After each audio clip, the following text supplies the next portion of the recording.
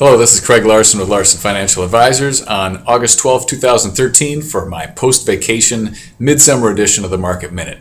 By the way, this beard is not an attempt to emulate Ben Bernanke. We all know he's got the best beard in the financial business. Absolutely unbeatable. By the way, speaking of Bernanke and tapering, the market is still preoccupied with when the Federal Reserve is going to start tapering off its bond buying.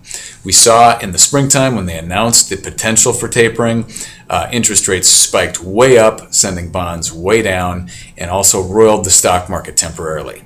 So bond investors, fixed income investors, need to be aware of the risks. We've probably already entered a long-term rising rate environment, which means that Treasury bonds or U.S. government securities and corporate bonds are high risk. There are some categories of fixed income or bonds, though, that are okay in rising rates. You've got floating rate bond funds, senior loan portfolios, convertible bonds are not interest rate sensitive, and junk bonds correlate more with stocks than they do with interest rates. And you can also consider international opportunities as well. Fixed income investors could also choose, rather than investing in funds, to own bonds themselves to create a laddered bond portfolio, because if you just hold the bonds to maturity, you're probably not very concerned about any daily fluctuations. You'll just hold the thing until it matures and collect your money. So there's a number of ways to still have good fixed income portfolios. Secondly, as far as equities, U.S. stocks, after pulling back early in the summer, have gone on to set all-time record highs. This is generally bullish. I think the long-term trend is still intact in U.S. equities, and they show much higher relative strength than almost any other stock market in the world. So U.S. stocks is a better place, in my opinion, to look for opportunities than internationally.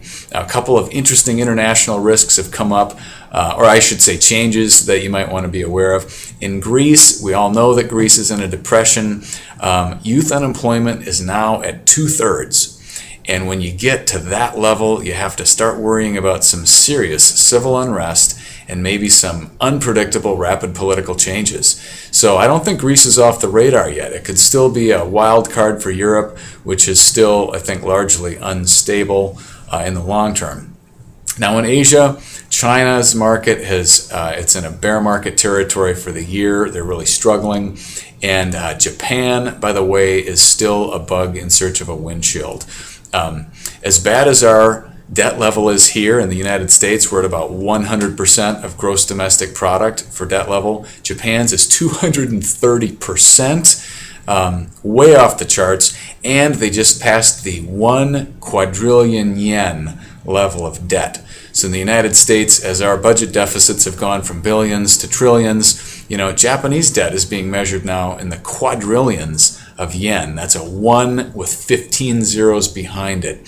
So don't think that they're out of the woods yet. So international investing, you got to keep your eye on the risks. Be very careful about opportunities or what you're seeking there. And any questions about your portfolio, or if you have things you'd like me to talk about on the next video, please contact me anytime via email or phone. And thank you for tuning in. And in the meantime, have a great week.